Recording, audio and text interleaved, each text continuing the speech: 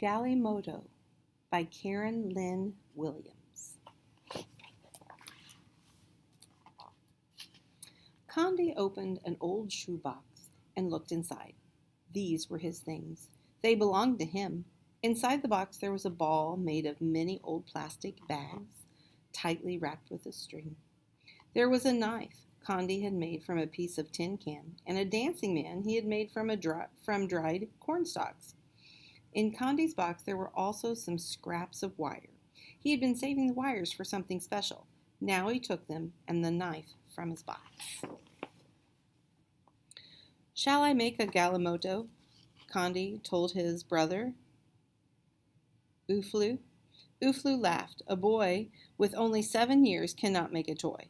You don't have enough wire." "I will get enough wire," Condi answered. Condi took his knife and wire scraps and went to the home of his friend, Gift. "I want your wires," Condi told Gift. "I will give you my knife for them." "Why do you want the wires?" Gift asked. "I want to make a Galimoto," Condi answered. Gift ran his fingers over the tin knife. "It is a good knife. I'll cut a dancing man with it." Gift took a handful of wires from his box of things and gave them to Condi. "That's enough wire for a Galimoto," he told his friend. "I will find enough wire," Condi said. Condi put his wires in an old plastic bag and took them to the shop of his uncle. "Good day, second son of my brother," his uncle greeted him. "How can I help you?" "I want some wire," Condi told his uncle. "How will you pay for it?"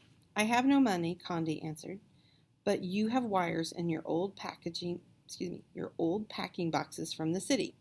They would make a fine Galimoto." "So you want to make a Galimoto? The son of my brother is a clever boy. Take the wires." Chee, chee, chee, chee. Condi could hear the grinder of the flour mill. Many women with babies tied on their backs waited in the hot sun. Others arrived carrying heavy baskets of maize on their heads. Condi squeezed through the crowds. Maize is like corn.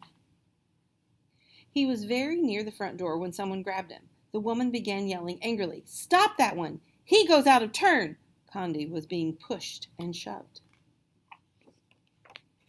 Suddenly the mill stopped grinding. "What is it?" the miller shouted. The woman pointed at Condi. No," Condi said. "I have no maize to grind. I only want wires for a Galimoto." He opened his bag for them to see. "Playthings. For this you keep us waiting?" the woman grumbled angrily. One cannot eat wires." An old toothless woman shook her hand at Condi. The miller shrugged. "There are some wires out back. Take those and go." In the back of the mill there was an open door. Inside the door was a pile of old motor parts. There Condi found some very thin wires wrapped in red and yellow and green plastic. "I can scrape the coating off," Condi thought. "These wires will hold my Galimoto together." Still, he did not have enough for a Galimoto. Condi passed some young children playing on an anthill. One was Mund, the small sister of his friend Gift. She had a fine long piece of wire which she stuck into the hard dirt. "Little friend," Condi called as he came nearer, "you cannot catch an ant that way. Go, fetch some water. With that and a stick we will fool them." When Mund came back, Condi poured the water around one of the holes. "Now they will think the rains have begun," he explained. Then he stuck a stick down the hole. Gently he pulled out. On the end was a large ant. "My stick is better than a wire for catching ants. You may have the stick. I'll take the wire." Condi knew there was a trash heap behind the bicycle repair shop, but the gate was locked. Condi climbed over the fence. In the courtyard he found some broken, bent spokes of a bicycle. He climbed back over the fence with his bag. "Thief! Help! Police! Thief!" Condi heard a voice call. Children came running from the marketplace. Men came running from the shops. They made a circle around Condi. "Thief! Thief!" they chanted, pointing at Condi. The policeman arrived. He grabbed Condi by the shoulder. "What are you doing?" he asked. Condi showed the policeman his wires. I want a Galimoto, he explained. I need these wires. Galimoto, the crowd murmured. Galimoto? They shook their heads and went back to their business. Take your wires and go, the policeman told Condi. So we know that a Galimoto is a type of toy, but do we know what kind of toy? Not yet. Let's keep reading to find out. Do you have a prediction? I do. Let's see if we're right. Condi took his wires back to the shade of the red flame trees in his village. Nearby, his mothers and sisters pounded their maize. They sang of the hard work they were doing. Condi sorted his wires. There were thick pieces and thin pieces. Some wires were long and some were short. Condi banged and bent and twisted ones with a stone to straighten them. Then he began. The thick wires made the frame. He wrapped the very thinnest wires at the joints to hold the Galimoto together. My Galimoto will be a pickup, Condi planted.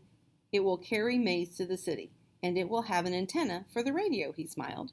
Okay, so now we know what it is. It's like a toy car.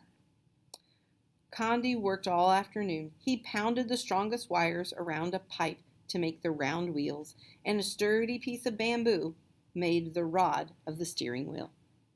Very cool. Finally, the warm, toasty smell of maize porridge cooking over the village fires told Condi it was time to go home.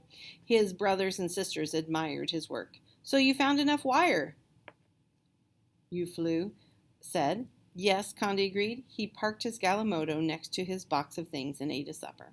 Let the moon be bright for us to play and sing tonight. Condi could hear his friends singing in the distance. They were calling him to play.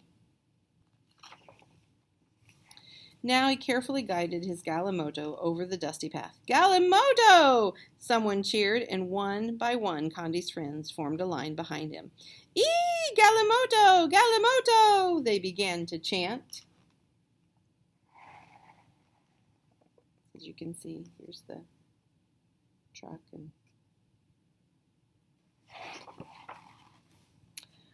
Condi saw the shadow of his Galimoto cast by the moonlight, racing alongside. It is a fine Galimoto, he thought proudly.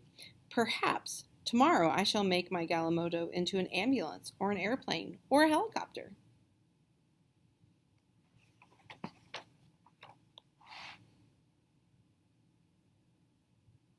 He's dreaming, isn't he? That's pretty cool. He's dreaming of all the things that he could do. All right. So again, this little boy, he kept going. He had a goal in mind.